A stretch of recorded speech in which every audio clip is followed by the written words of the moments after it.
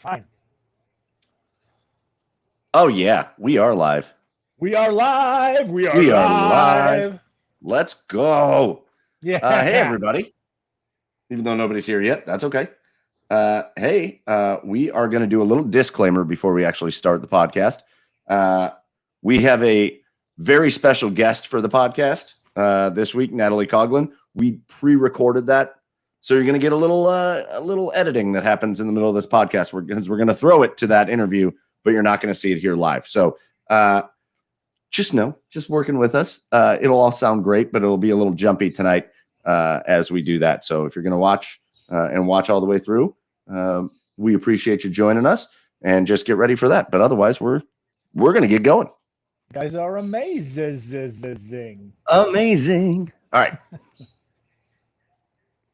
And welcome on in, everybody. It is episode 68 of the Garage Beers podcast, coming at you live from the Cleveland area. And we're so excited for this one. We got a huge episode for you to listen to, or if you're joining us here on the live stream tonight, for you to watch, participate in. Rules for the live stream, though. If you are with us, you better have a beer. You better let us know what you're drinking, and you better participate. The comment section's over there. Jump in. We always love all kinds of class participation. But anyways, episode 68 coming at you here at the Garage Beers podcast. You can find us on our socials at the Garage Beers on Twitter, on Instagram. Find our TikTok page. We're getting back into that after a little hiatus because of family things. Where else are we? Facebook, YouTube. Go check out our YouTube. We post the videos. Anytime we interview somebody, we post the videos to our YouTube channel. Really cool to watch. So go check that out as well. And coming to you, as always, right here live on the Belly Up Sports Podcast Network. Go check out Belly Up Sports. Check out the other podcasts on the Belly Up Sports Podcast Network. It's got a lot of good stuff going on over there. So with you, as always, I'm your host, Michael Keefe. Find me at Garage Beers Mike over on the east side of Cleveland. You see him there lurking in what begins to be the shadows outside on his porch. It's Chad Meyer at Garage Beers. Chad, what's up, Chad? We're everywhere but Tinder, everybody. We will not be found on Tinder. You cannot swipe right on the Garage Beers podcast. Hi, Mike. Hi. Is it good to swipe right or left? I don't know the rules on that. I got married before Tinder existed. Yeah, no clue. Thankfully. So thankfully. Hey, Mike, have you ever wanted a Bloody Mary with your Farmer's Choice breakfast? With my what? With your Farmer's Choice breakfast? I don't know what you're talking about. I'm always cool with a Bloody Mary. How about a Bellini with your honey butter chicken biscuit? What is happening? I'm cool with Bellinis too. We can drink. I'll drink anything. Well, today. What are you talking about? I'm getting to it, you son of a bitch. Well, today, come to find out that Bob Evans, only in Northwest Ohio, has applied for a liquor license. So now you will be able to drink alcohol with your Bob Evans breakfast, or dinner, or lunch, whatever you go to Bob Evans for. I see. I'm proud of you. I guess now Joe's a former employee of Bob Evans. I'm an alumni of Bob Evans. Oh, okay. So you're very familiar with that menu. I worked there for 2 years, technically, but realistically more like a month. What? Because I got the job like it was like a summer that I was home from college, and then I just went back to college for 2 years and never formally quit. So I still had my discount and stuff. Yeah. And just I was in Tennessee and I had the job in Avon. So that's what you do. You just leave them hanging. You leave Bob Evans hanging. Sorry, Bob. It's all about the perks, though. Hard-working folks at Bob Evans. You're just leaving them hanging. I was somewhat hardworking. Hey, we got Matt here. Like I said, if you're drinking with us, if you're watching the show tonight on the live stream, you get a beer in your hand and you let us know what you're drinking. Ooh. 10 Penny from Homestead Beer Company, from Matt Pfeffer from 614. They got a thing going on, Homestead Beer Company and 614. I know they were making shirts and stuff for them. So that's cool. Thanks, Matt. Welcome. Chad, I'm impressed with your knowledge of the menu of Bob Evans, because I think maybe the Homestead breakfast. Is that a thing? Yeah. There's actually a menu. That's the only thing I've ever got. If you want to go digging around in Patrick's room upstairs, there's probably a menu somewhere in that closet. in like a bow tie and a name tag. The only reason I know about anything of it is because every Sunday when my mom dragged me to church when I was a kid, we always go to Bob Evans for breakfast beforehand. So that is my extensive knowledge. That is where my extensive knowledge of the Bob Evans menu comes from. I love it. I think it's great. Yeah. Yeah. So you heard him. He's back down in Nashville, Tennessee. It's Joey Whalen at Garage Beers. Joe, what's up, Joe? What's up? I just over here committing party fouls. It's funny. You go from sorry, I just spilled beer all over my desk. You go from I had a Guinness before this, and the Guinness has just the most perfect pour in a pint glass. But like if you get a beer that isn't like engineered to be measured correctly, and this is no diss because I do really like the beer that I'm about to have, but like it was everywhere. Awful. You just threw it everywhere. Yeah, I have no idea what I'm doing. Oh, yeah, this is my first No beer. clue. This is my absolute first beer. Yeah. All right. Well, welcome, guys. We're gonna have we got a lot of fun stuff on the docket for tonight's episode. Again, episode 68. Mr. Brown over here chimed in. Bronco Country Pale Ale from Breckenridge Brew. Cheers to you. And listen, awesome stuff coming. Like I said, we're gonna have an interview with an Olympic legend. Literally, the only person that has more Olympic medals than our special guest on the podcast this week is Michael Phelps. Literally nobody else from any country ever in Olympic history has more medals than our special guest. Natalie Coughlin joins us on the podcast this week. We're so excited to hear some great stories, talk to Natalie about the Olympics and everything else she's got going on right now, which includes alcohol, which is great. Also, we're going to talk about some local sports, some national sports. We got all that coming up and more. But before we get to that, two things we got to get to. One, it's been very cool to see. I've been heading to the post office throughout the last week, shipping off packages as orders have come through.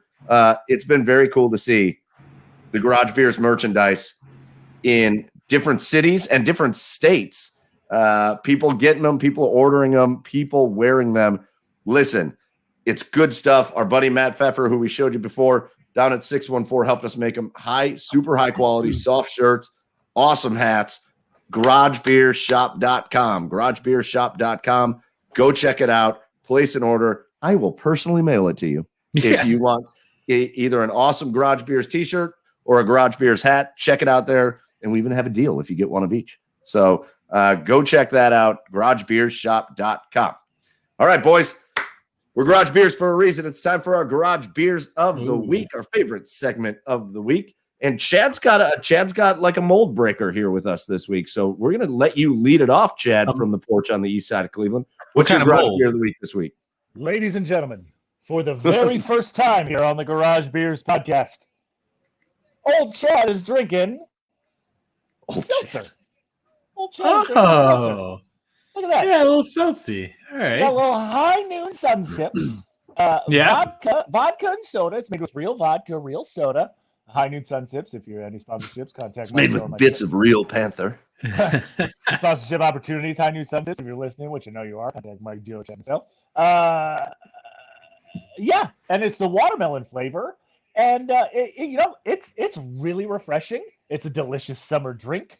It's one of my favorite seltzers because. To take a word from Joey here, it's got only a little zhuzh. Carbonation. Yeah. So it's very smooth, very drinkable. I could probably drink 400 of these and not feel a buzz, but I'm gonna enjoy them. That's for sure. What's better about those though, because those are ones you can't buy like at grocery stores because it has like actual vodka in it. Right.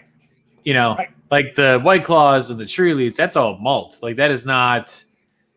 I don't know. It's a little different, and those ones they're fine, and they are definitely good in the summertime. But like ones like the High Noons, I think those are like way better than traditional seltzers. Yeah, I agree. I agree with you, sir. Well, I just had my first White Claw the other day, actually. Your first? Yeah. What? Where have you been? What? Not on this planet, I guess. I've been under a rock. Yeah.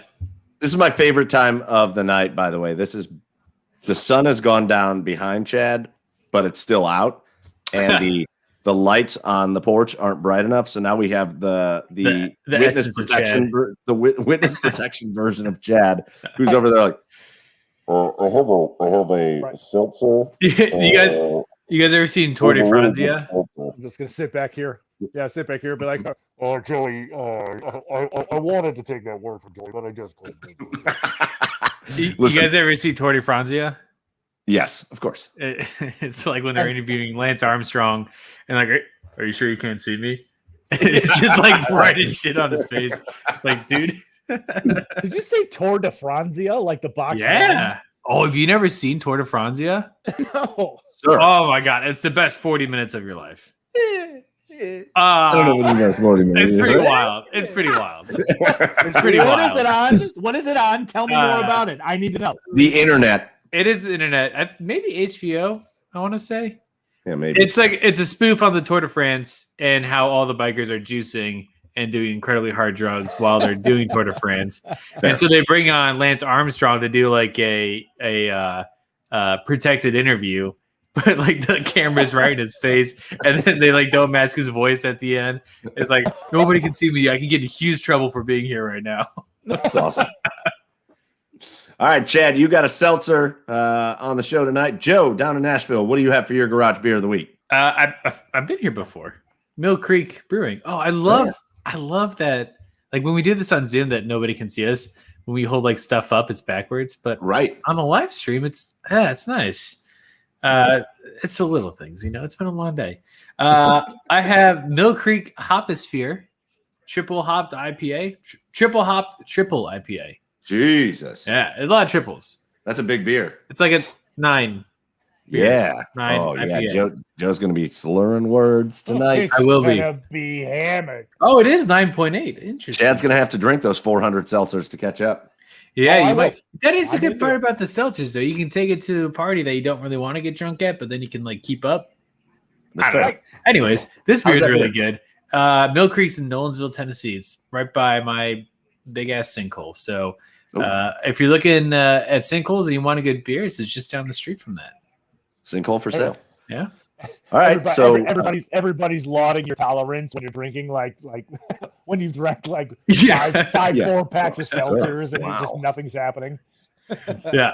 All right. So we got a seltzer, we got a Tennessee beer, and I am going to do a Maryland beer. So you guys challenged me last week because I had done a couple beers in a row with first names, right? I did Lucy a couple weeks ago. Yeah. I did Susan and Edward last week. So I'm at Meyer over here in Avon this week, and I'm like, oh, shit, I got to find a beer with a first name. And I'm just scouring because they have a fairly decent beer selection there. I'm scouring the aisle at Meyer looking for first names. I'm not finding anything. And then I come around the corner, and through some, let's call it divine intervention, Okay. this beer looks me right in the face. Oh. And there is Wow. a first name smack dab right in the middle of it. Yes. So, ladies and gentlemen, let me present to you from Dew Claw Brewing, first name, Sweet Baby Jesus. That's a name. Yeah. It counts. Yeah. That It does. technically counts. Yeah. It does. It Sweet does. Baby Jesus. All right. Sweet Baby Jesus. Jesus. Sweet Baby Jesus is an old classic, and it's an old favorite of mine. I've spent countless hours sitting in the Baltimore airport, and they have a Dew Claw brewery in the Baltimore airport. And so I've spent countless dollars and hours sitting at the Dew Claw brewery in Baltimore's airport, just drinking a bunch of these Sweet Baby Jesus. It's a chocolate peanut butter porter. You can get it pretty much anywhere, and it's delicious. I usually don't like porters, but this is a nice, thicker variety, and the peanut butter is like it's really good. So it's just a nice beer that you can find pretty much anywhere. But that's a first name for you, Sweet Baby Jesus.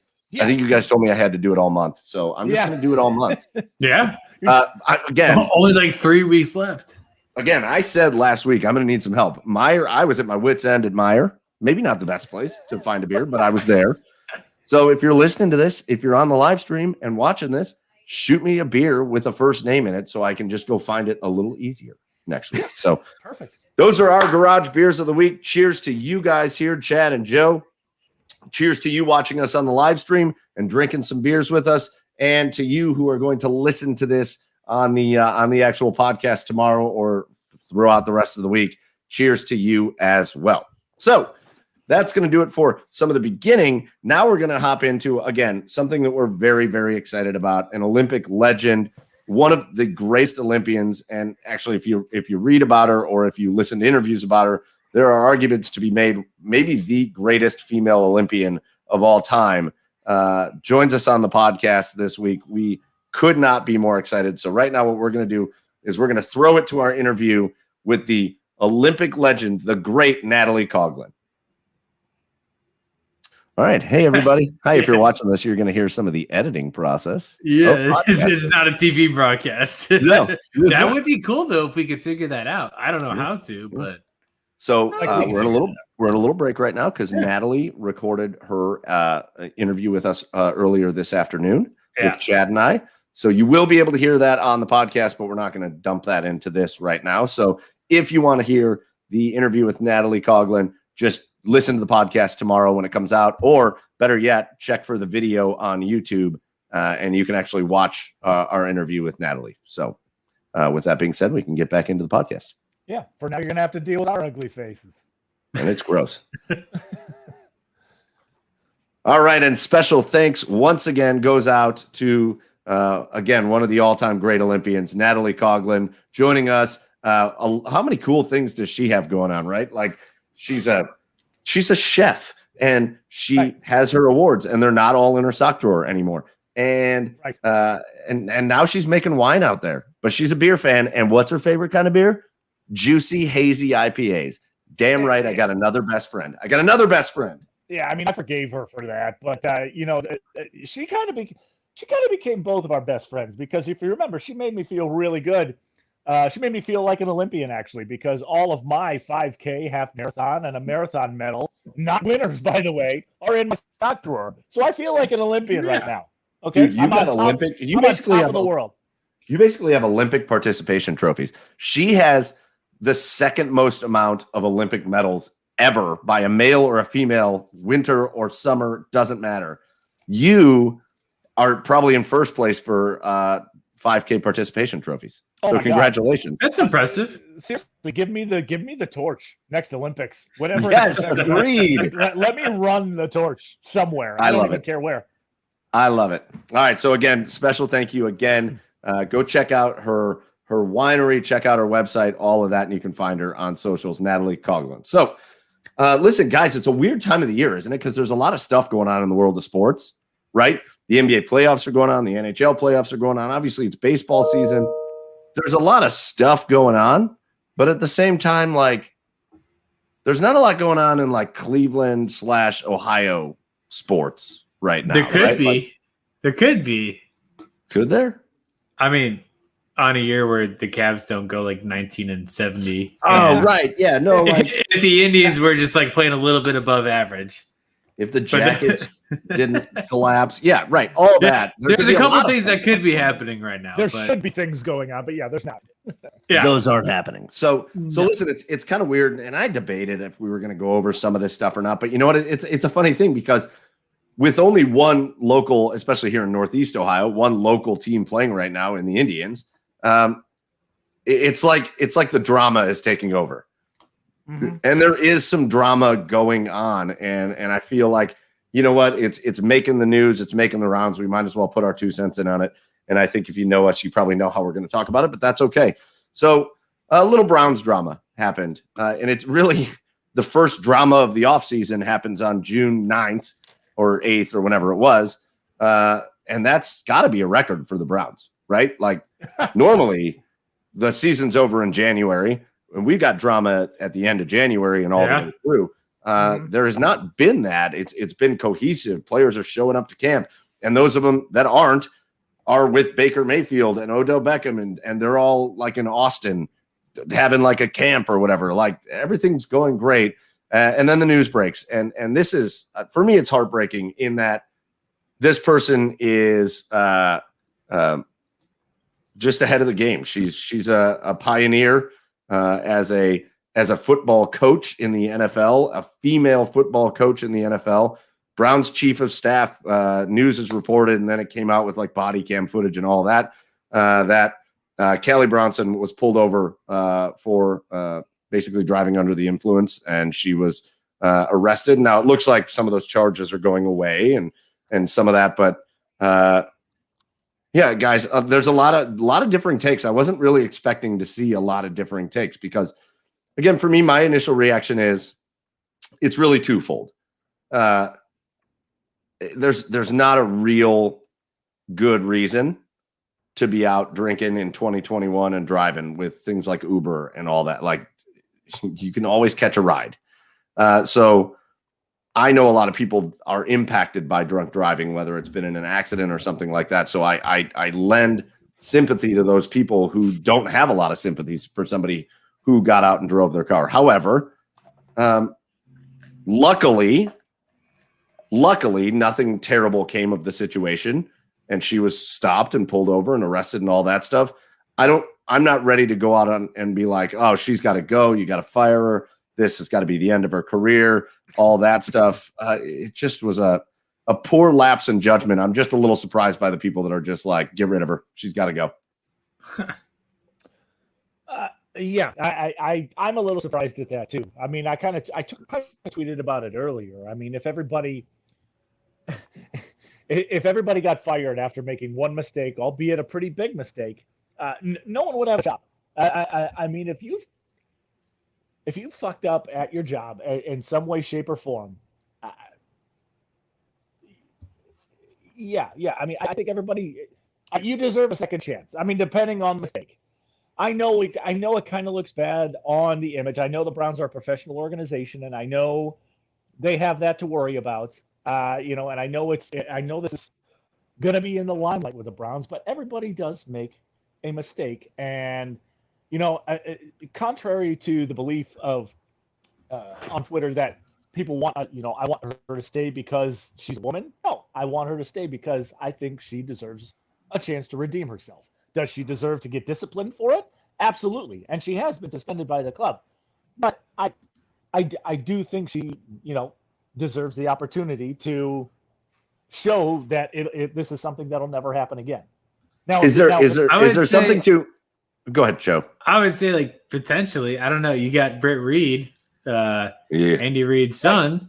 Right. Same thing though, except didn't the girl die? Or no, she's like life. She survived. She survived, thankfully. She has like critical injuries, critical injuries that she has to deal with forever. Like, yeah, her life will never be the same because of that. Like, right. Callie is lucky, but doesn't deserve, to be necessarily let off the hook. I don't think. I think she should definitely be punished by the team.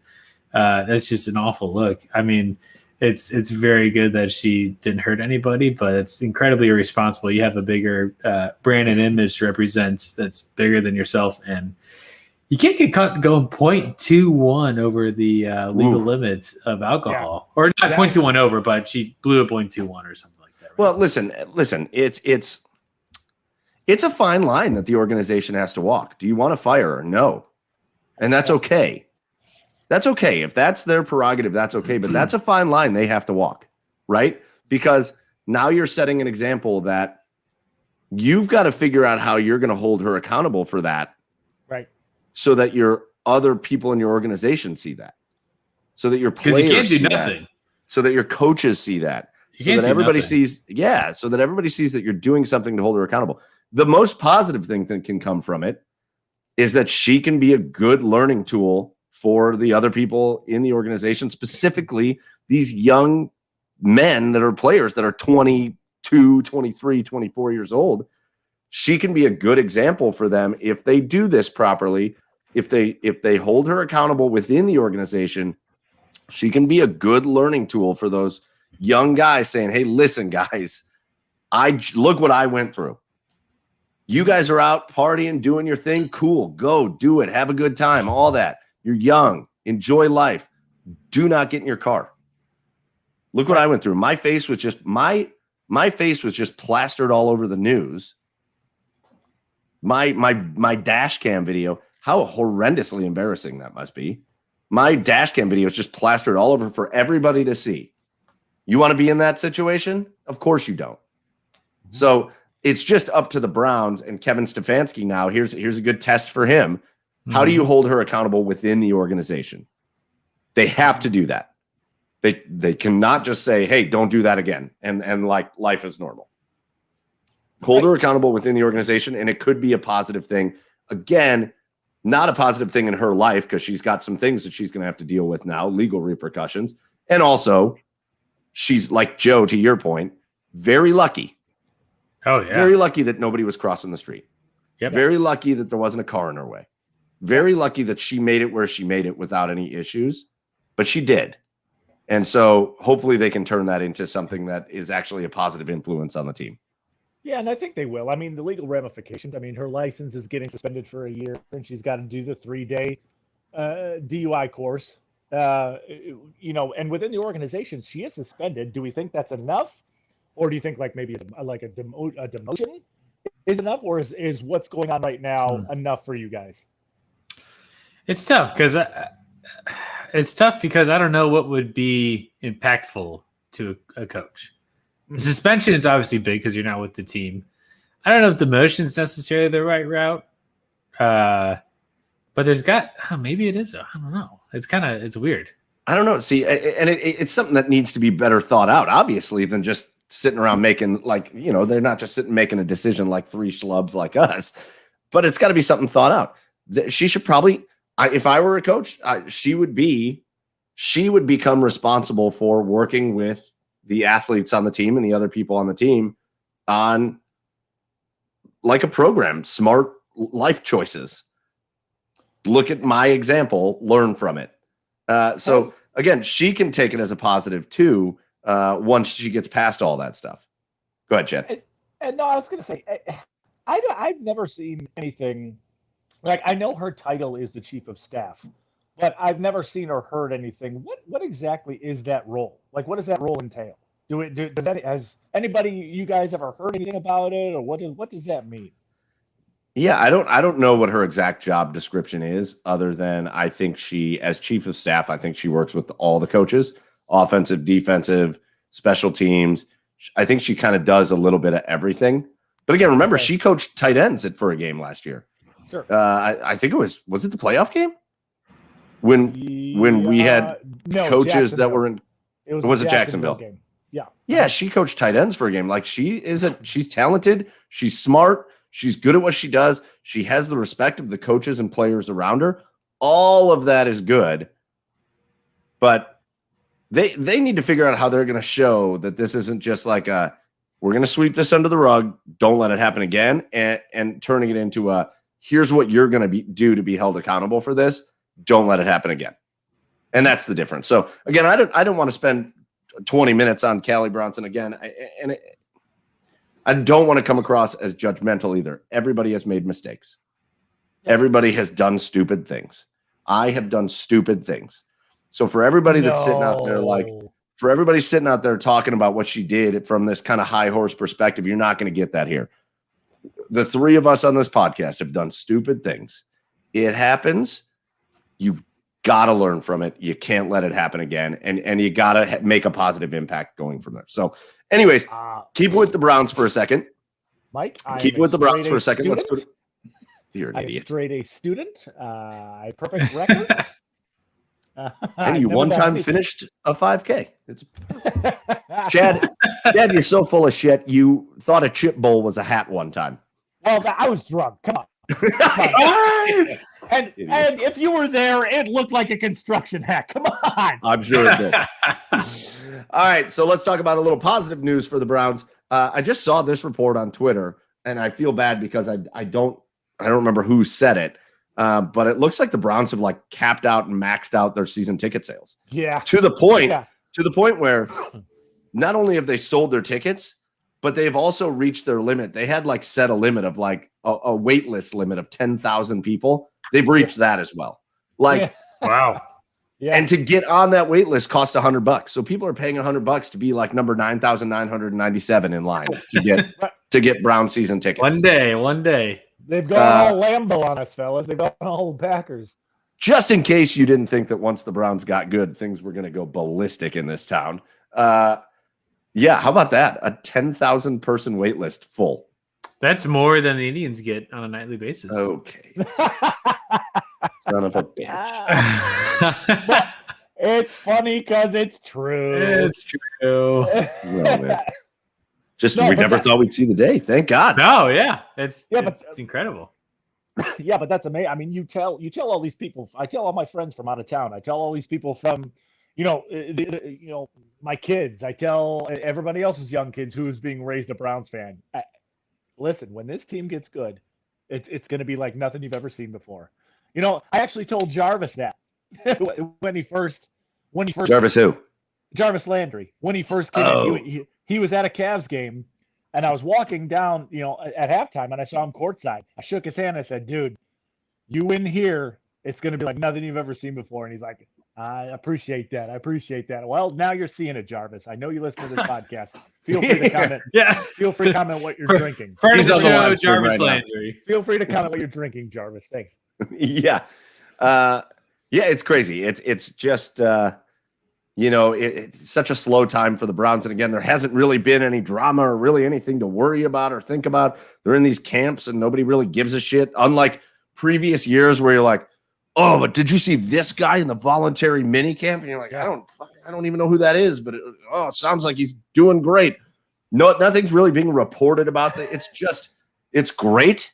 They're selling tickets, and it's going to be very fun going into because it's not like interesting stories to read about. All of that mini camps that are going well. Right. There's nothing exciting about that. Right. So the fact Mini that camp there's is great. not the fact that the worst thing we have is like the president of the NFLPA did not make OTAs voluntary, and one of the coaching staff had a DUI. That's like a pretty good record in the off season. Flying under the radar. Right under the radar. And I read something today that John Johnson III is using his voice. Well, that's cool. It's good to know that he can talk. It's good to know that he can talk. His vocal cords This are is working. a huge departure from, we said it before on the show, but it's a huge departure from Greg Robinson's offseason from 2 years ago.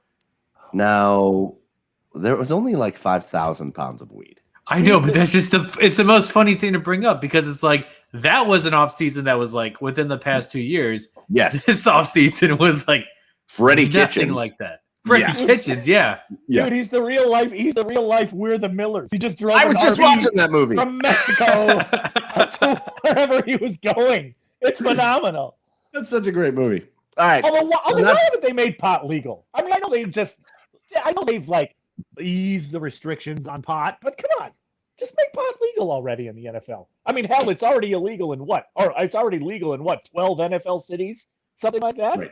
Yeah. What are you doing? Should just be legal. Do they still test for it in the NFL? Well, if you're Josh Gordon, I bet they do. I'm betting Josh Gordon's having a couple other things. Okay. Anyway, not to be outdone, there's an NHL team in the state, and it's. I don't know whether it should be surprising to me the level of disarray that this team appears to be in. Obviously, the coach is gone. You started the year with one of your star players saying they want out. Yeah. You traded some cornerstone pieces for good returns. Uh-huh. You obviously don't have a coach yet, but we are not there at that point where you would have one yet. And now you've got other players like most notably Seth Jones, like one of your big time guys you rely on, star players, saying, "Yeah, I'm not going to re-sign in Columbus." Well, unless there's a coach, right? What? Is he not resigning, period, or is it like dependent on the coach There's at all? going to be a coach. No, is it dependent on like who's coaching, Eventually. or is it like I'm done with this team, period? No, he said he wants to test the free agent market, which he has every right to do. But It's usually not great though. Yeah, I do think that an underlying reason is that he is looking at this roster. I think he is seeing that it's going to be some sort of a rebuild. And, Seth I think he's 26, 27 years old. And although Columbus, I'm sure Columbus would give him the lucrative contract that he's looking for, I also think he's looking for a better situation to where he wants to sign long-term at. So I don't see Seth here this year. let It makes me alone. I feel like maybe it's just in my head that I felt like maybe I'm just too optimistic on the Blue Jackets. Like maybe I'm just too optimistic on them because I just feel like going into this offseason, they have a chance to really make a very fast turnaround with that team. And then things continue to happen where I'm like shaking my head like maybe things are worse than I think they are. Because it doesn't seem that bad. Obviously, you find a coach, and that's a big piece of it, but it seems like you're got an opportunity to really turn things around. And then you hear these stories and you're like, oh shit, maybe they're not that close to turning things around. Yeah, a couple of right moves and they can be right back in it. You know, like we talked about it before, if they're able to snag a first line center, a top six center, top three center, I think that's going to do wonders for them offensively. But really they need two. I mean, they need a couple of guys that can win faceoffs consistently. So if Yarmo is able to acquire that sort of talent, I think they can turn it around really quickly. But obviously a veteran like Seth, who's looking for a big contract and a good situation. I mean, he doesn't see anything happening right now, and he wants to test the free agent market. And yeah, I don't see. But the good news is, on the other side of that, if you're going to trade Seth this year, he should garner a nice return. So it's going to be interesting to see. Like I've heard a couple of teams. I've heard LA. I've heard Chicago, and Edmonton. Those should garner some nice returns for the Blue Jackets. I mean, LA especially. LA, not only do they have a lot of really, really good young talent, but they also are very rich and deep in their prospect, in their minor league system. So we'll see. We'll see what happens. But I think when it all comes down to it, I'm not expecting to see Seth in the Blue Jackets uniform this year. And Dave Metzold, when he came on with us a few weeks back, maybe I should have paid a little bit more attention because he was not talking super optimistically about the near future. Yeah. He didn't sugarcoat anything. The prospects of the near future for the Blue Jackets. He was not super optimistic. And maybe I should have paid closer attention to that because I still think like I think Yarmo's a great GM. What can he do with 3 first-round picks? Go do something with 3 first-round picks to make an impact on this team. And I think they can do that, but I guess we're going to see. So Blue Jackets are in disarray. The Browns finding themselves in a little bit of drama this week. Thankfully, the Indians have been at least a little bit of a saving grace playing average baseball. Yeah. Mostly. How do you feel about that, Joe? How do you feel about that? Well, let me start. I want to give a little credit to Joe. We're recording, right? Okay. I want to give credit to Joe as this Indian season seems to be progressing just like Joe said it was going to. Yeah. Like, they're just super average right now, right? They got fucking smoked by the Orioles.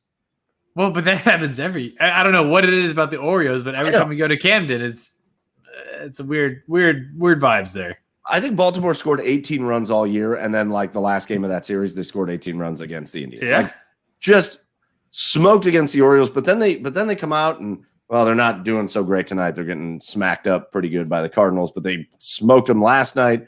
They're just so hot and cold, but very much like you said, Joe, the season is just kind of progressing. Here we are, June 9th. They are in second place in the division, playing slightly above average baseball. And you kind of said that's how the first part of the season was going to go, and here we are, and that's exactly what's happened. Yeah, I mean it's kind of just textbook Terry Francona, I think, and his teams, the way that they're built and the way that they execute throughout the year.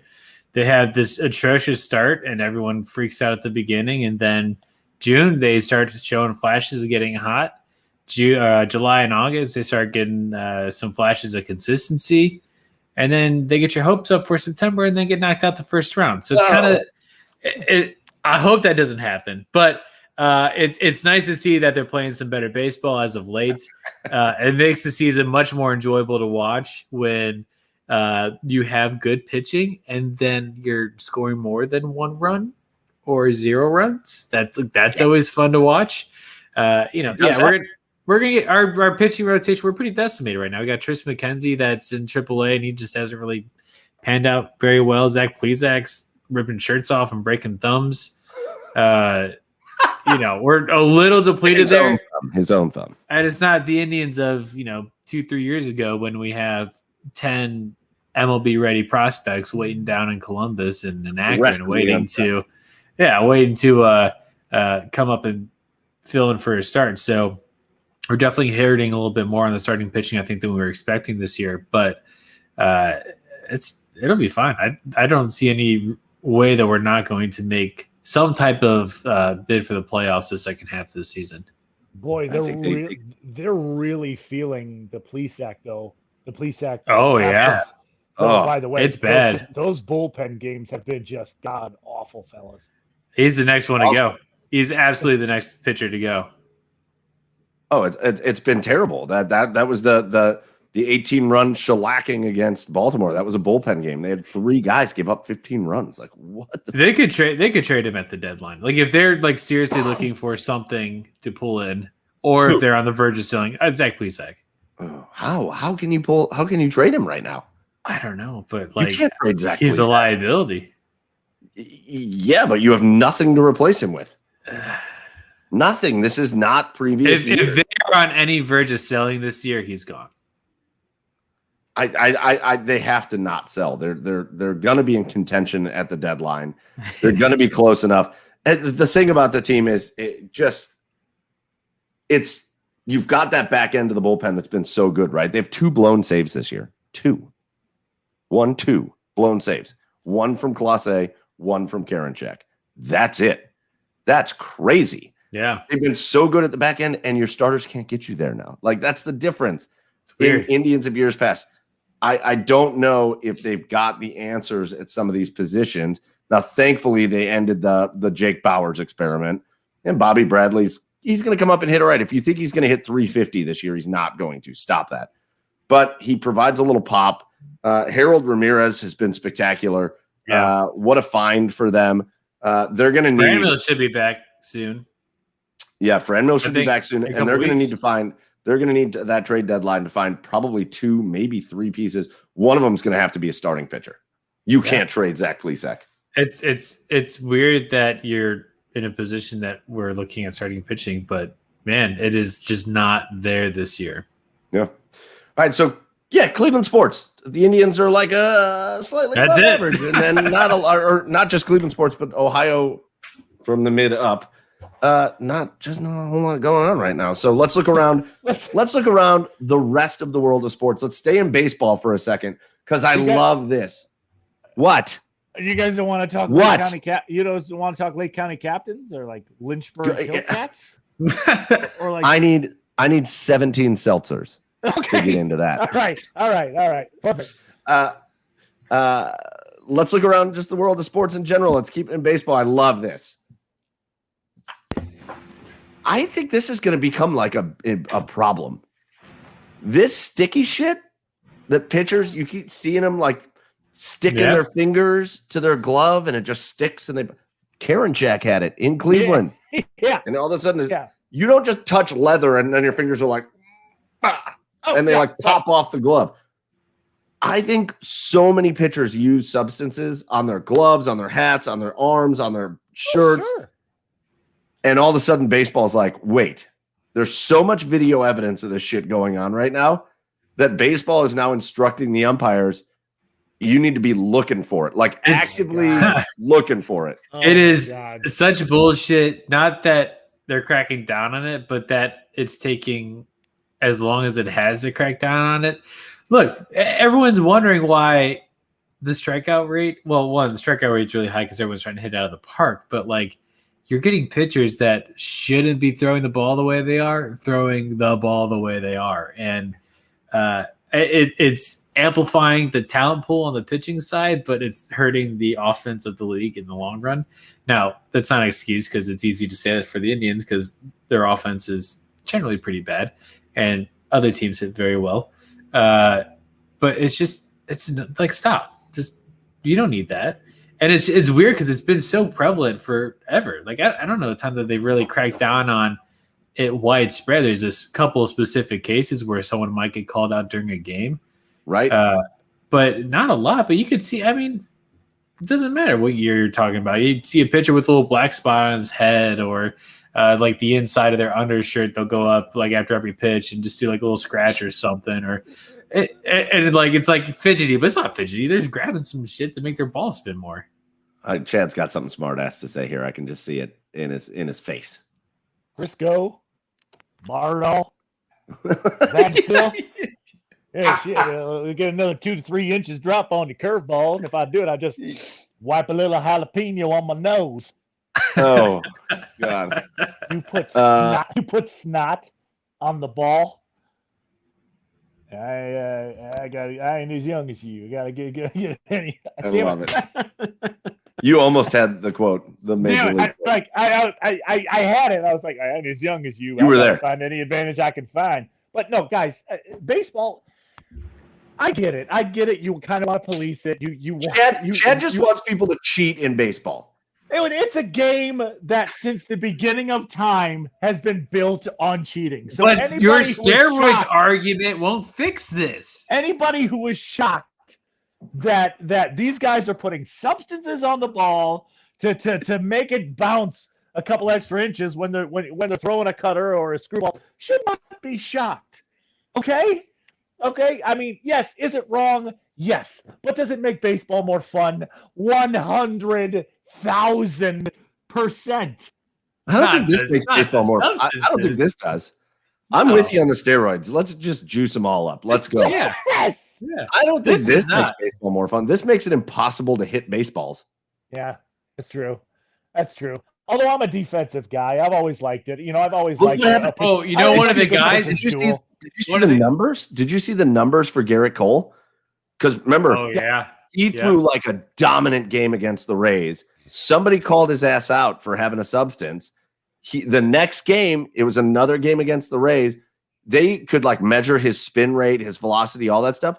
All of it was in the toilet, and he got slaughtered in that game. Like, look out. Yeah. One of the guys I saw a video of, I saw like a compilation of pictures that were like someone had put together like, oh, it's weird that their fingers are doing this kind of thing. And one of them was Mike Fiers, who is, of course, the guy who ratted out the entire Houston Astros organization. Yes. So kind of suspicious. And he does have 2 no-hitters to his name. So interesting, little Mike. Are no-hitters the most irrelevant thing in any sport? Now they are. Because there's just been so many of them this year. 6 in 2 months. Right.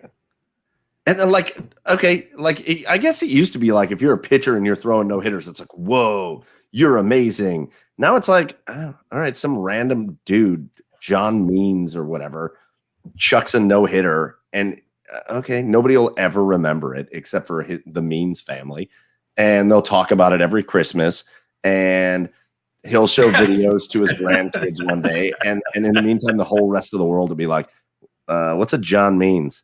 Yeah. I just feel like I feel like what used to be something to get so excited about. Now it's like, okay, whatever. He'll have that memory to hold on to, though. Good for you, John. Good for you. All right. John Means. So no more controversies. Let's just talk about shit going on. And in the world of sports, there's 2 incredible playoffs going on. There's the NBA and there's the NHL. Chad, I know you got eyes on the NHL, so we'll just start there. Did the Islanders ice the Bruins yet? 3 minutes to go, boys. The Islanders are up 4-2. Let's go. Oh shit. Let's go. Okay, let's start. Let's go. Let's do a quick rundown of the NHL playoffs. First things first. Fucking Canadiens, man. Oh my God. Like, not only are they like making a nice little run through the playoffs, they are smoking everybody they play. Oh yeah. Like they are smoking their way through the playoffs. They smoked Toronto. They crushed Winnipeg. What? Why? Okay. Why can the Canadiens not ever win in the regular season, but they do this in the playoffs? This is not weird for them. Yeah, I don't know. I don't know. I mean, it's the ghost of Guy Lafleur's past, maybe. I don't know. They're just channeling that. But after the Leaf series, you had a feeling that they matched up with the Jets a lot better. And then when the Jets lost Scheifele after that hit for 4 games, that just it kind of took the wind out of the sails of Winnipeg. It took it was the equivalent of losing Tavares, the Leafs losing Tavares. Only the told Jets me that didn't wasn't have a big deal last week. only the Jets didn't have don't have anywhere near the firepower on offense that the Maple Leafs do. And I think that played a part in the Canadiens sweeping the Jets, but also, my God, man, Carey Price is he's the best goaltender in the playoffs right now. It's him, then Vasilevsky, It's crazy. And that's it. Yeah, it's okay. Did you see what the CN Tower in Toronto did? Oh my God. What a travesty. What are you doing? A travesty. So Montreal. What idiot thought of this? Montreal beats Winnipeg. So Montreal now is one of the final 4 teams. They're in the semifinals for the Stanley Cup. They're heated rivals in Toronto. The CN Tower lights up in Canadiens colors and posts on Twitter you're representing all of Canada now and best of luck to the Canadiens. Boys, what? That is the equivalent. That is the equivalent of the Pittsburgh Steelers knocking the Browns out of the playoffs, and then the Terminal Tower just lighting up in black and yellow, being well, Pittsburgh, you are representing the division now, so best of luck to you. Oh, we would burn that thing to the ground. Right. It's very Canadian of them. No, not okay. Not okay. Sometimes it is not okay to be polite like a Canadian. This is one of those times. There should be riots.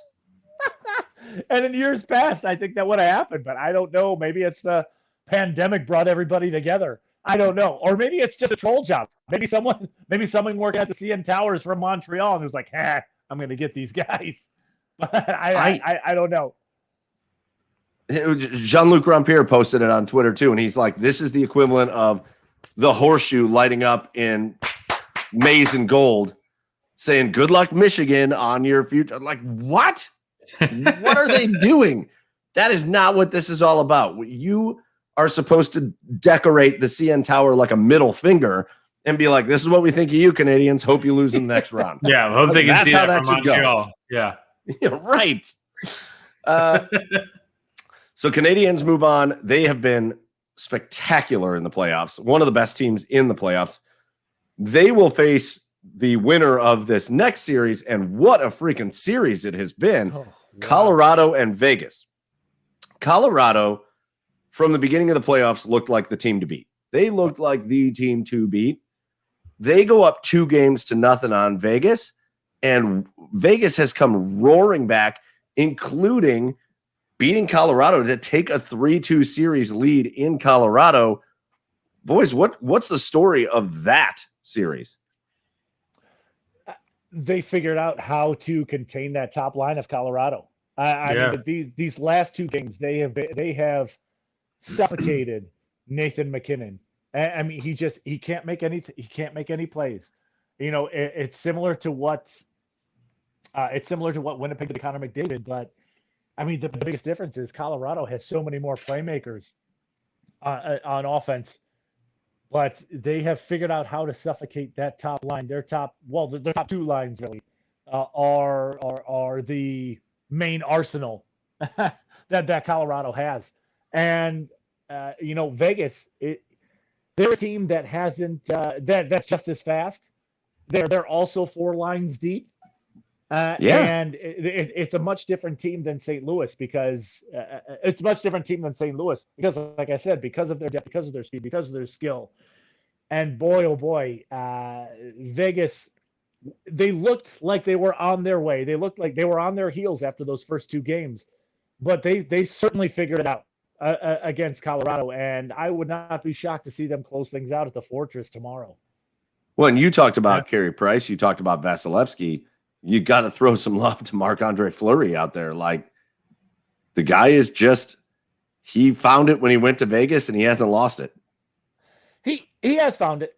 Yeah, he has found it. Absolutely. I thought this game was going to go to Colorado after I saw that first goal that he let in last night. That was so uncharacteristic of Fleury. And he knew it too. He saw it when after it went in. Colorado scored with like 0.8 seconds left on the clock in the first period, and as soon as he let it in, I don't know in what world, as a goalie, you bring your glove across your body on a shot high to your stick side, and it just went in, and he looks at it and he goes, "Ah!" And it was just so uncharacteristic of Fleury, but. He settled in after that. He made some huge stops because Colorado's a team that's going to generate a lot of chances due to their speed and skill. But yeah, Marc-Andre Fleury, I wouldn't, if he somehow wins the Cup this year and the Vezina, what else do you have left nothing. to accomplish? Nothing. You have nothing. That's a Hall of Fame. That dude's a Hall of Fame goal. There's nothing left to accomplish. You have nothing left. Nothing left. Let's move on. I feel like we made a dramatic mistake in the beginning of the playoffs when we were kind of breaking things down. I feel like we made a dramatic mistake. The Lightning make their series with the Hurricanes just look easy. Absolutely made that look easy. The Hurricanes even in games where the Hurricanes look good, like the final game of the series, like, oh, we'll put up 4 goals or whatever. Tampa's like, yeah, we'll do 5. It's fine. Or we'll do 6. No big deal. Why do I feel like we were all talking about who we thought was going to really be good in the playoffs? Why do I feel like we all just overlooked the defending Stanley Cup champion, the Tampa Bay Lightning? You know why? Joey, go ahead. Go ahead. I was just going to say they've been the team to beat for the past 3 years, and I feel like every year we keep looking over them. Right. Nobody wants Tampa Bay to win, just as a city, but whatever. Fair. Now Tampa's my next team that, I'm okay if they win another cup, but now that Boston has just been eliminated, Tampa's my next one. I think whoever's going to win that Vegas Colorado series is a cup winner, but Mike, you talked about underestimating Tampa. Like you just did right there. I think one of the biggest reasons why is because you had no idea what you were going to. Obviously, you know what Stamkos and Kucherov bring to the table, but they were coming off huge injuries. You had no idea what they were going to contribute. I think Kucherov in his first game back had 4 points. So right. He made an immediate impact. So after that, you were like, oh, okay, Tampa's back. So and they back. Yeah, and they're actually going to play the Islanders here because they're down to 4 teams now, and those 4 teams were going to get reseeded due to according to, I believe it's points or points percentage. But it doesn't matter anyway. It's the Canadians are going to play are going to be that 4 seed, and they're going to play the winner of that Vegas and Colorado series. So far, it's great stories in the playoffs, though, right? Sure. You've got 2 teams. The Canadians, not the very last team to get into the playoffs, was the Montreal Canadiens. Yeah. The Canadiens are the last team to get in. They're one of the final 4. Right. The New York Islanders take out the Pittsburgh Penguins and the Boston Bruins. Yeah. Pittsburgh, phenomenal regular season, dud in the playoffs, just like they've done each of the last 3 or 4 years. Yeah. Boston, once they finished that series with Washington, you were like, oh shit, Boston might win the cup. Right. The Islanders take them out in 6 games. So you've got these 2 incredible surprise teams that are playing the best hockey they've played all season, better than the best hockey they have played all season. Yeah. And then you're going to have one of Vegas or Colorado, which neither one surprises you if they make it to the Final 4. And you're going to have Tampa, a team that should be a cup favorite that we all overlook for no apparent reason anyways. What a great set of storylines going on in the NHL. Yeah. You know who Montreal is this year? Montreal is this year's St. Louis Blues, the year that they won the cup. Yeah. Right. I think that year in December, the year that they did it in December, 2 years ago, St. Louis was in dead last. Yes. There was no hope of them making the playoffs. Then they go on a run, make the playoffs, and play their best hockey that they played in years and years and years, and then they come out winning the cup. So Crazy. yeah, it's nuts. Crazy. All right, so from the NHL to the NBA, real quick, a couple great storylines going on in the NBA. We're into the second round now. First of all, what an MVP selection of all the great players in the NBA, the LeBrons and the Steph Currys and all that. Nikola Jokic wins the MVP from the Nuggets. Just shout out to him. I don't know. I don't really have a lot to contribute to that other than it's really cool that he is so well recognized for being as good as he is, because he is so good at everything. Like, he's that guy that like scores 34 points and grabs 25 rebounds, and you read it in the box score and you're like, oh yeah, Jokic did that. You're like, Yeah. Anybody else in the NBA, you'd be like, what was that? And with him, you're like, oh yeah, he did that. He's good inside, he's good outside, and he's a huge reason the Denver Nuggets are in the second round of the playoffs against the Phoenix Suns. So yeah, just kind of cool to see some fresh blood and fresh faces hoisting up the MVP trophy. Does he embody this new generation of center? Like, is he like when you're like, I need a center for my NBA team, is Nikola Jokic, Jimmy Joe Kitchen? Did you see that guy? Yes. It sounds like Jimmy Joe Kitchen. I mean, is he the? I mean, obviously he. Well, here's the answer. Here's the answer. He's the guy you're looking for, right? For your starting. Here's five. the answer. Look at the three finalists for the MVP. One of them was Steph Curry.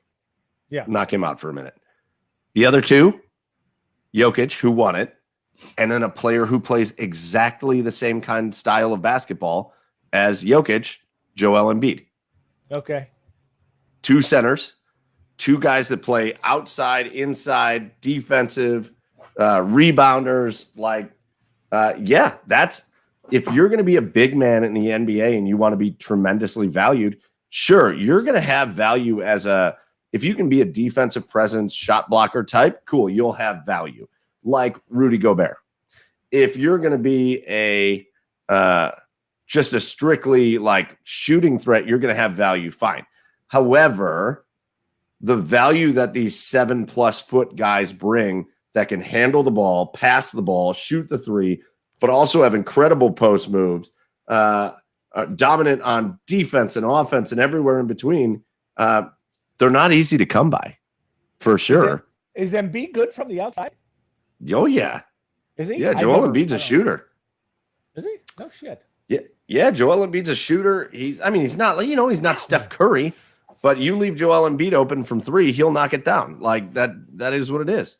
And he's incredibly athletic. So, yeah, again, just cool to see this. That's kind of the story of this postseason, really, in the NBA.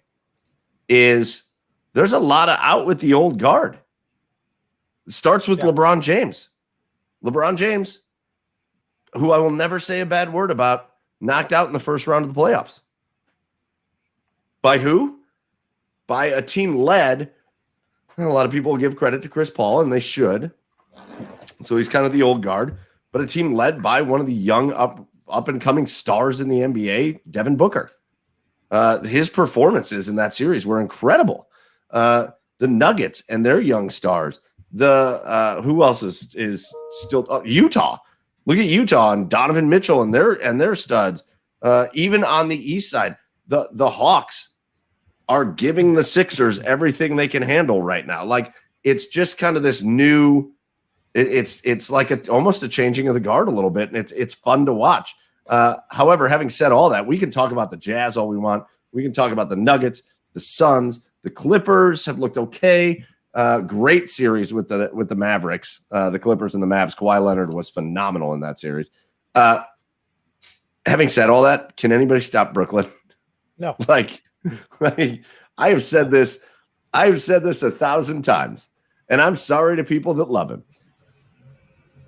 Right now, Brooklyn is absolutely manhandling this Milwaukee team led by Giannis. And I've said it a million times. If you gave me a list of NBA players and said, start an NBA franchise with this player, Giannis, I don't think is even in my top 10. Like, this dude is not. He possesses some of the most physically freakish, athletic things that anybody has ever possessed in the history of basketball. He's a freak athlete. He just doesn't have the skill to make him that like dominant franchise player. And so now you're seeing what's happening to him. He's a good defensive player too, but you know what? Kevin Durant continues to make him look foolish because Kevin Durant is 7 feet, and I've said it forever. He's the best offensive threat in the NBA. And when he's healthy, good luck. I don't know. You saw Go ahead, this Chad. coming from the beginning of the season.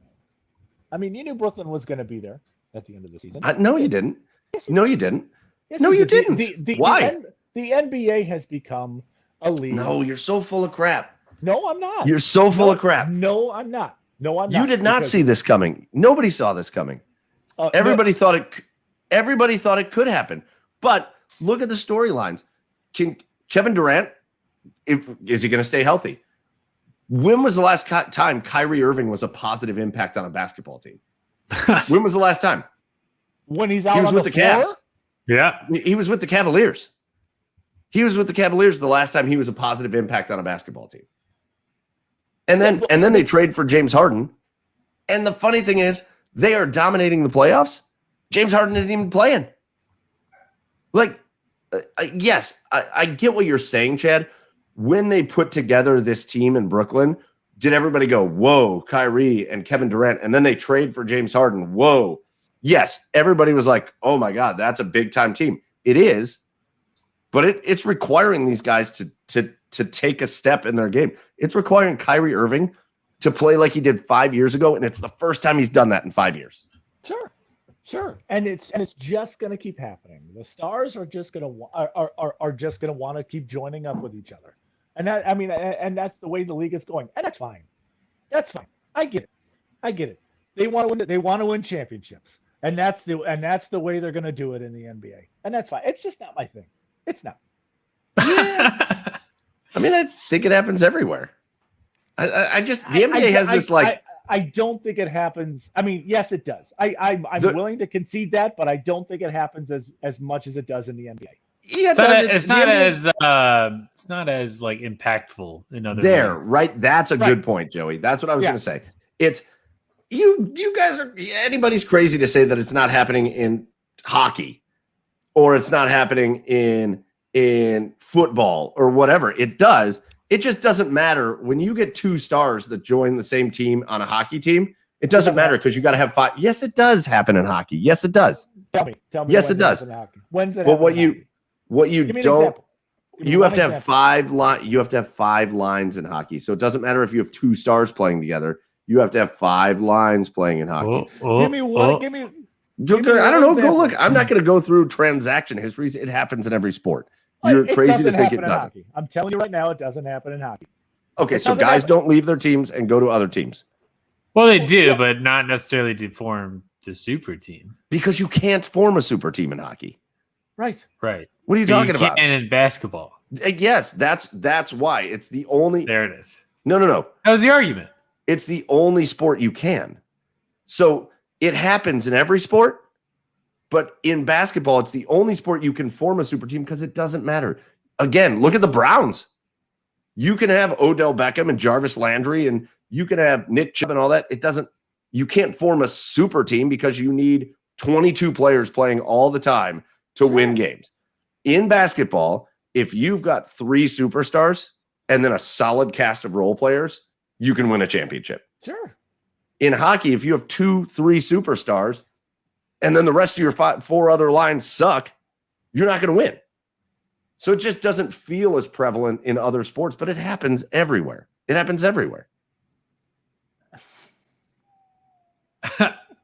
don't follow. I just think it's lazy. It doesn't because in the NBA, I mean, it at least feels like that guys conspire to do this. Yes. that guys conspire to do. It's conversations that are happening without any GMs. It's players talking to players about going and lining up contracts. It's definitely a thing. It happens in every sport. But like to have the impact to go right for the championship. You can't just like have 4 players in hockey move to another team and then expect to contend for a cup. Like it doesn't work like that. It's fair. It's fair what you're saying. They don't do that just because they want to go play with their buddy. They go for the best opportunity for the player if they are a free agent. Yeah, but it isn't about playing with your buddy in basketball either. Oh, it isn't about playing with your buddy. Bullshit. It's not about playing. There's no rivalries in basketball anymore. It's not about playing. Kyrie Irving and Kevin Durant weren't buddies. They weren't best buds. No. I'm gonna go. Once we get off the pod right now, I'm gonna go Google this because I specifically remember times that they've said we've talked about playing together for years. I remember reports coming out saying we talked about playing together for years. So don't tell me that they weren't buddies. These guys, say what you will about that old era. And again, this is another big problem I have with the NBA. But say what you will about that old era. It's fine. The guys today are way more athletic. But you know what? At least the greats back then wanted to beat the greats. They don't want to do that these days. They don't. And that's why there's no rivalries in basketball. I mean, it's nonsense, but it's not. Okay. Nonsense. It's not. It is. It is nonsense. No, it's not. You've had super teams in basketball for 100 years. You've had super team Clyde Drexler, Charles Barkley, and Hakeem Olajuwon. Pistol Pete, who did he want to join? That was a super team. And they joined forces to win games. Like it has happened. And like just the way people talk about basketball of days of yore basketball, because they were slower and sometimes they clotheslined each other. And so it was better. No, it wasn't. No, it was not better. I don't do that because I know the generations have passed. Like it's you can't compare the eras on a lot of things. But that's one of the things that I just can't stand about the NBA today. It's one of the things I can't stand. Yeah, again, it's tough for the fan. It's tough for the fan. I think Joe's point is the fairest of all of them in that naturally. In that when 2 superstars get together and join on a team, it's more impactful in basketball than it is anywhere else. But to act like it doesn't happen in other sports is crazy. I never said it doesn't anyways. I never did. But that's okay. All right. So we're again, I think the NBA playoffs have been phenomenal. I'm really looking forward to watching more of this Phoenix Suns. I love watching the Phoenix Suns. If you haven't watched them play, they are very fun to watch play. But yeah, we'll see if anybody can stop that Brooklyn. All of a sudden, Blake Griffin back to being his old like dunk over cars kind of Blake Griffin. That Brooklyn team. We'll see if anybody can stop them. But you got the NBA playoffs going on. You got the NHL playoffs going on. The Indians are playing slightly above average baseball. There's a lot of fun stuff going on, even though we don't have a ton of involvement in any of the playoffs. We still like to watch them. So anyways, listen, that's going to pretty much do it for tonight. We have had an awesome time going over all this stuff, the sports, the controversies, our special guest, Natalie Coughlin. But before we get out of here, of course, we always like to do our 3 cheers of the week. So guys, let's throw it around the horn. Joe, why don't you start us off? 3 cheers of the week. Redeem yourself from last week. Listen here. Cheers to the we'll talk about that later. Cheers to the troops. Anyways, well, last week we're like everyone put in your 3 cheers of the week, and then Michael's like, oh, after Joe does his, let's just do one for the troops. So I kind of left out to dry. Anyways, I'm cheering Floyd Money Mayweather, and because it's so funny how some guy is just out here. Floyd is out here just making just a shit ton of money, just a stupid amount of money. And he's just pissing off the entire, like, people are talking to him like, oh, these exhibitions that he's fighting are so bad for boxing. And he's like, I just got $10 million guaranteed from this fight. I am printing money.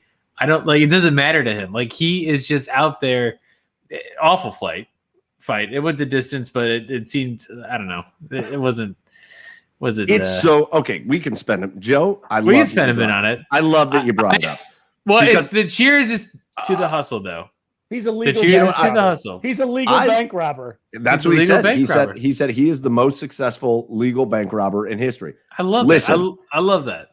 I don't have a huge problem with the fact that he's going to make $10 million on this. Off an Okay. exhibition. Okay. Could you imagine? Could you imagine Justin Bieber starting a spring training game and then winning $10 million? Right. Listen, I get it. It's an incredible just amount of money for nothing, something that doesn't matter. I get Crazy. it. And it doesn't matter to him, so it shouldn't matter to us, except for it fucking does. And that's the best part. He doesn't feeds off care. that. Yeah, He doesn't care He if, doesn't give a if shit. people know him as a good boxer. Yeah. He doesn't care. No. He doesn't. His reputation is absolutely destroyed by what happened in that fight. His reputation as a boxer is absolutely destroyed in what happened in that fight. Yeah, you're supposed to be one of the greatest boxers of all time, and you get in there and which Paul brother, Logan Paul, I don't remember. He's got go nothing left 8 to rounds prove. with you. He's got nothing left to prove. I think that destroys the reputation. He's got nothing left to prove. He can It's not fight. about that. That'd be like him. Okay, so what if I got in the ring with him and he let me go 8 rounds? He would. Well, yeah. Right. Yeah. That's awful. That is horrible for his It's an reputation. exhibition, though. He's not playing for anything. It's like my co-ed softball league. It's like you're not playing for anything. Whatever. I appreciate his hustle. What I can't believe didn't happen there. I can't believe they didn't get into like the 6th round, because if you're real serious, like I'm one of the greatest boxers of all time, let's do this. You're going to get to that like 6th round. This guy's swinging at your face and you're going to go, okay, cool. We made our money. I'm going to knock this dude out. Like that was a Mayweather fight. When Mayweather was one of the greatest boxers of all time, and the reason he's known for that is because of his defense. He's a defensive fighter. He was fighting Logan Paul. What? Logan Paul. Sure. Logan Paul. Yeah. YouTuber. 0-1. He's 0-1. YouTuber. I don't want to hear about what Floyd Mayweather's fighting style is. It's hilarious. You are boxing Logan Paul. It's it's the funniest situation to ever have to boxing. It brought so much attention to the sport. It's hilarious. It's so great. That's why, Chad, what? He fought the way he always fights. That's all he did. He fought the way he always fights. Oh, He fought a would agree with YouTuber that. from Westlake. And knocked him out and then picked him back up. Which, by the way, Yes, he did do that. which, by the way, Accidentally knocked him out. Like, that's how you know. That's how you know that someone was a little up with that. But yeah, He did do and- that. and my that's not- cheers and is to the hustle. Whatever happened with the fight, the sport of boxing, who gives a shit? Cheer to the hustle. Oh. That's it. If I was another boxer, I would not have been. Would you want to fight him? I don't think I'd be okay with that. Would you want to fight him? Because I bet he'd say yes to whoever was like, "Oh wow, he's so disrespectful to our sport," and then he'd get another contract and go back in the ring. Listen, wait, who wants Floyd. to fight who? Anybody fight that's anybody, not you. Anybody in the boxing world that's mad at him for that fight, which is challenge him to a fight, and then it's a win-win for him because now he's going to make more money and then be 51-0. He's had 2 other exhibitions where he's done the same damn thing. I know. And I hated he those wins too. Right. $10, $20 Fighting million, whatever.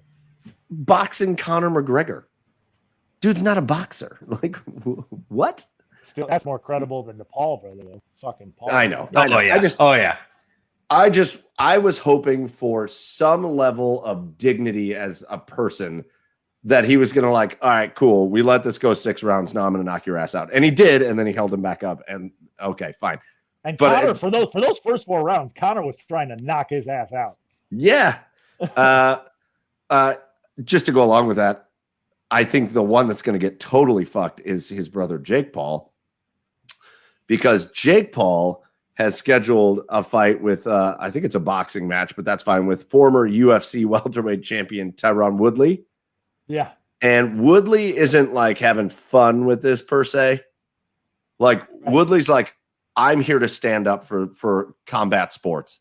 And I think Jake Paul is going to get absolutely destroyed. And that's all I want. That's all I great. want. That's all I want. Just a couple kids from Westlake, Ohio, getting their asses kicked on national. And if these two clowns, listen, if you're not from the Cleveland area, if these two clowns keep talking about Westlake, Ohio, like it's the streets, like the slums of the world, they're like, man, I just had to get out. I had to build my life out and get out of there. Have you seen what Mitchell's is? Oh my God, yeah. Mitchell's is fantastic. It's a brand new Mitchell's in Westlake. Yeah. All right, Chad, what's your cheer of the week?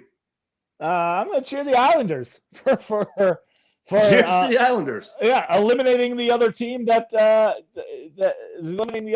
wanted out of the playoffs. So now I can sit back and really enjoy them now. It's probably a pretty somber night on our we'll call it a sister podcast on the Belly Up Sports Podcast Network over on Slapshot Sweethearts, because that's hosted by a Penguins fan and a Bruins fan, and the Islanders took both of them out of the playoffs. Sorry. All right, so Chad toast the Islanders. I'm going to give my last cheer, the last cheer of the week, to it's a seasonal thing. I'm going to cheers teachers, educators. They are wrapping up their school year, another crazy year with kids in school and out of school and virtual learning and not virtual learning and everything. But educators about to get a little time off, a little summer action. Got to give them cheers for that. So to all the teachers out there, if you're a teacher and you're listening to the Garage Beers podcast, cheers to you. And thanks for everything you do. So, boys, anything else before we get out? Nope. All right, let's do it. So just get our thank yous and we'll get out of here. First of all, again, garagebeershop.com. Go check that out. Thank you to everybody that's already ordered. You're pointing at you. Look at that. Hey. Thank you to everybody that's already ordered on garagebeershop.com. If you haven't, get over there. We got these really awesome comfy shirts. We got hats, and they're really cool. So garagebeershop.com. I will put that stuff in the mail to you. Special thank you goes out to our network, Belly Up Sports. We appreciate everything for them. And of course, a huge thank you goes to our special guest this week, Olympic legend, one of the most decorated Olympians of all time, one of the greatest swimmers of all time, Natalie Coughlin. Go check out her wine, check out her website, everything there. And as always, our biggest thank you of the week goes out to you. If you participated with us here on the live stream, or if you're listening to the podcast, we appreciate you for hanging out with us and enjoying us all the time. So for Joe down there in Nashville at Garage Beers Joe, for Chad over there on the east side at Garage Beers Chad, I'm Michael Keefe at Garage Beers Mike, saying, hey, we'll see you again next week, episode 69. Nice. Cheers, everybody. Nice.